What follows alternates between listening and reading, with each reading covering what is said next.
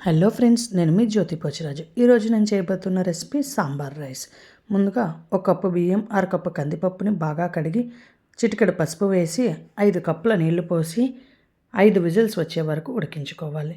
తర్వాత ముందుగా తరిగి పెట్టుకున్న వంకాయ ముక్కలు, బెండకాయ ముక్కలు, ఉల్లిపాయ ముక్కలు, క్యారెట్ ముక్కలు, పచ్చిమిర్చి ముక్కలు, టమాటా ముక్కలు వేసి ఉప్పు, పసుపు వేసి కాసిన్ని నీళ్లు పోసుకొని బాగా ఉడకనివ్వాలి.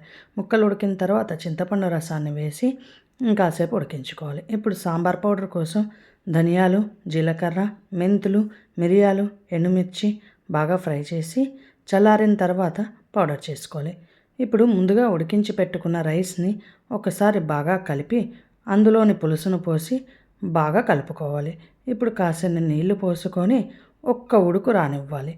ఉడికిన తర్వాత ముందుగా తయారు చేసి పెట్టుకున్న సాంబార్ పొడిని అందులో వేసి బాగా కలుపుకొని ఇప్పుడు తాలింపు పెట్టుకోవాలి.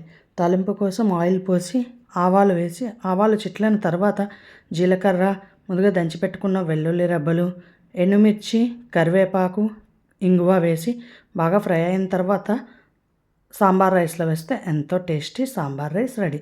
చూసారు కదా ఫ్రెండ్స్, ఈ వీడియో కనుక మీకు నచ్చినట్లయితే ప్లీజ్ లైక్ చేయండి. Subscribe to my channel Jyothi Pochiraju. Thank you.